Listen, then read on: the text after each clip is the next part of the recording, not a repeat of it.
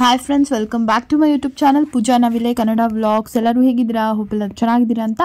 ನಾನು ಕೂಡ ಸೂಪರ್ ಆಗಿದ್ದೀನಿ. ಸೊ ಇವತ್ತಿನ ವ್ಲಾಗ್ ಸ್ಟಾರ್ಟ್ ಮಾಡೋಣ ಬನ್ನಿ. ನಾವು ಇಲ್ಲಿ ಮಮ್ಮಿ ಮನೆ ಹತ್ರ ಹೋಗಿ ಮಮ್ಮಿನ ಪಿಕ್ ಮಾಡಿಕೊಂಡು ಪಾಪು, ನಾನು, ಮಮ್ಮಿ 3 ಜನನು ಹಾಸ್ಪಿಟಲ್ಗೆ ಹೋಗ್ತಾ ಇದ್ವಿ.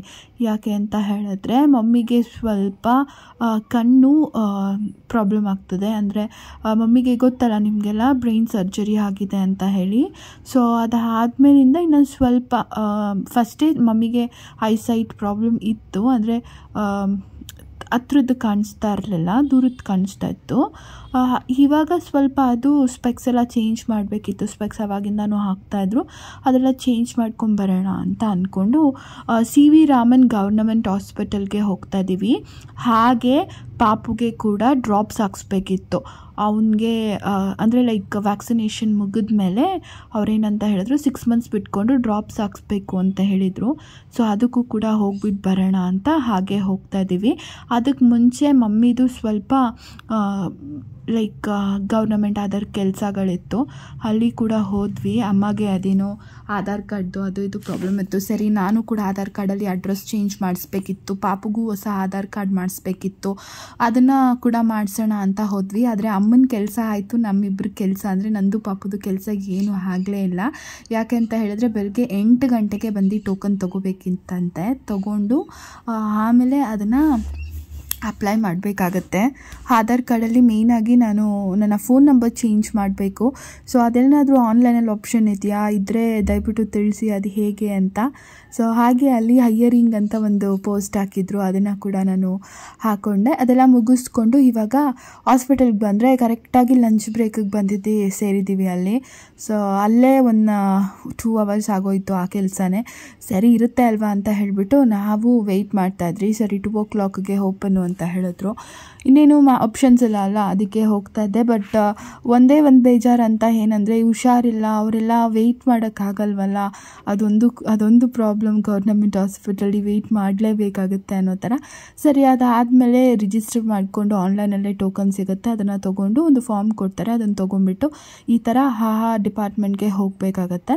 ಸೊ ಮಮ್ಮಿಗೆ ಹೈ ಟೆಸ್ಟ್ ಮಾಡಿಸೋಕ್ಕೆ ಮಮ್ಮಿನ ಅಲ್ಲಿ ಡ್ರಾಪ್ ಮಾಡಿದೆ. ಹಾಗೆ ಪಾಪು ನಾನು ಈ ಕಡೆ ಬಂದ್ವಿ, ಪಾಪುಗೆ ಡ್ರಾಪ್ಸ್ ಹಾಕ್ಸ್ಕೊಂಬಂದ್ಬಿಡೋಣ ಅಂತ.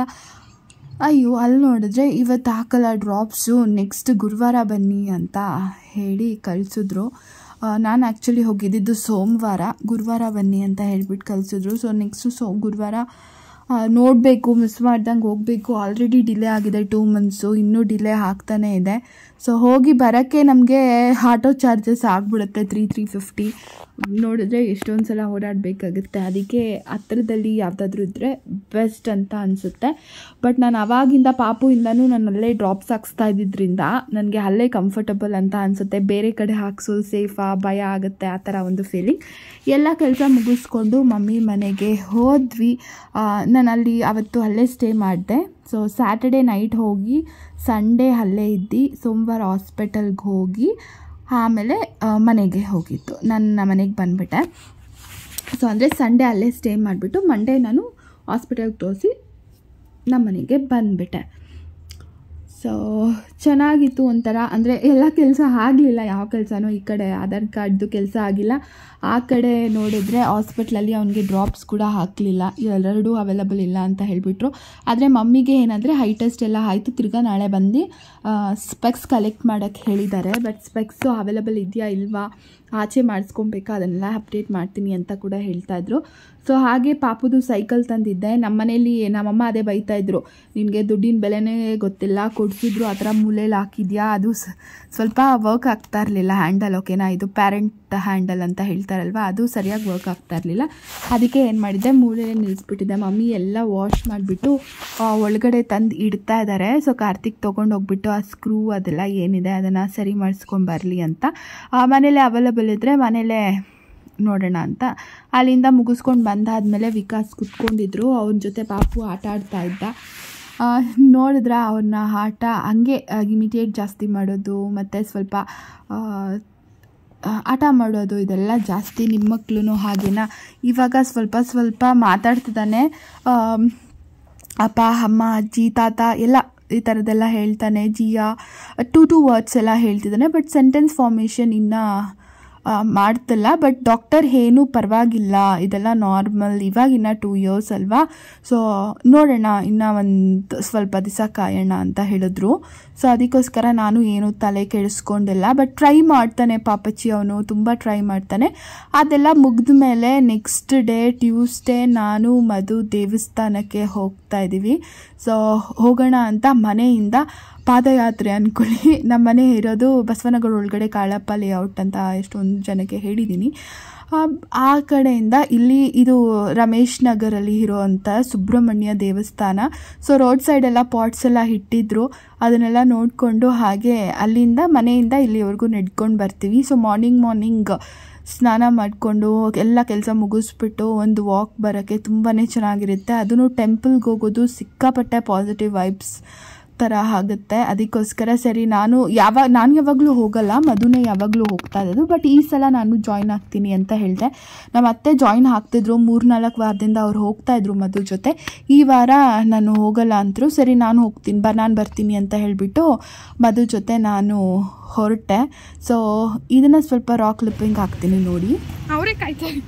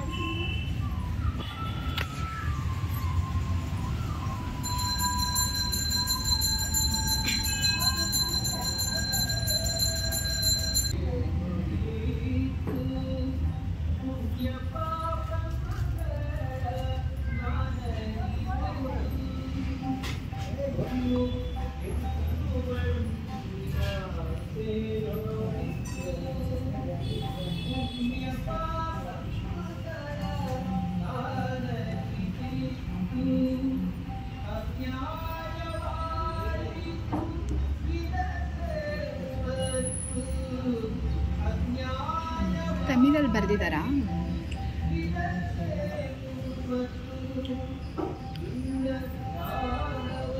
ಕೊಡು ಮತ್ತೆ.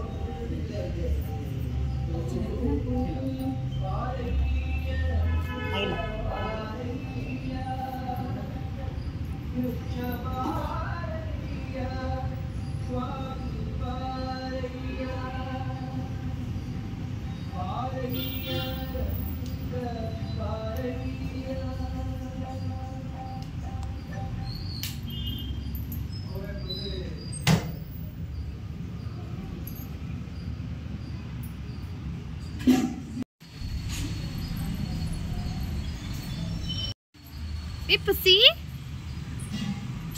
ಮುತ್ತಾ ಇದೆ ಮಧು ಹಿಂದೆ. ಇದು ಹಾಡಿ ಅದೆಲ್ಲ ಇರುತ್ತಲ್ಲ, ಅವಾಗೆಲ್ಲ ಬರ್ತಾ ಇದ್ವಿ.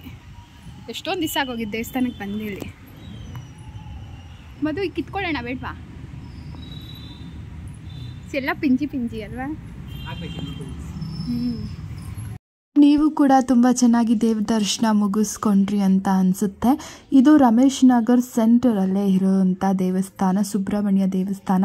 ಇಲ್ಲಿ ಹಾಡಿ ಮಾಸ ಆ ಥರದಲ್ಲಿ ತುಂಬ ಗ್ರ್ಯಾಂಡಾಗಿ ಸೆಲೆಬ್ರೇಟ್ ಮಾಡ್ತಾರೆ. ಜನಗಳಂತೂ ತುಂಬಿರ್ತಾರೆ, ಕಾಲಿಡೋಕ್ಕೆ ಕೂಡ ಜಾಗ ಇರಲ್ಲ, ಅಷ್ಟೊಂದು ರಶ್ ಆಗಿರುತ್ತೆ.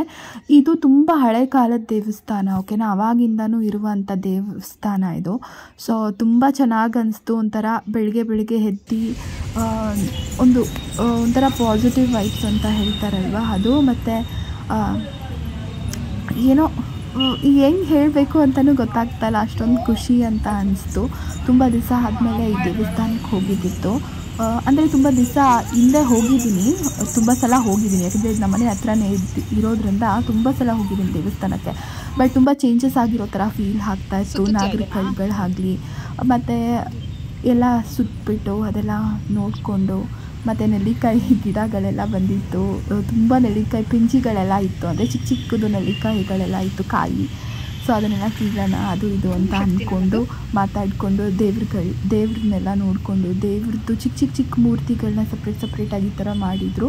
ಸೊ ಯಾವ್ಯಾವ ದೇವರು ಅಂತ ನನಗೂ ಗೊತ್ತಿರಲಿಲ್ಲ. ಸೊ ಅದಕ್ಕೆ ನಾನು ಅದನ್ನು ಮಧು ಹತ್ರ ಡಿಸ್ಕಷನ್ ಮಾಡಿಕೊಂಡು ಬರ್ತಾಯಿದ್ದೆ. ತುಂಬ ಚೆನ್ನಾಗಿ ಅಲಂಕಾರ ಕೂಡ ಮಾಡಿದರು ಒಂದು ದೇವಿಯ ಮೂರ್ತಿಗೆ. ಅಲ್ಲಿ ನಾಗರಕಲ್ ದೇವರಿಗೆ ತುಂಬ ಚೆನ್ನಾಗಿ ಅನ್ನಿಸ್ತು. ಒಂಥರ ಒಂದು ಕುಂಕುಮ ಇಟ್ಟಿದ ತಕ್ಷಣ ಮುಖದಲ್ಲಿ ಒಂದು ಕಳೆ ಅಂತ ಹೇಳ್ತಾರಲ್ವ, ಆ ಥರ ನಾನು ಅದನ್ನೇ ಮಧು ಹತ್ರ ಶೇರ್ ಮಾಡ್ಕೊತಾ ಇದ್ದೆ. ಕುಂಕುಮ ಇಟ್ಟಿದ ತಕ್ಷಣ ಒಂದು ಮುಖದಲ್ಲಿ ಒಂದು ಗ್ಲೋನೆಸ್ ಬಂದುಬಿಡುತ್ತೆ ಅಲ್ವಾ ಅಂತ.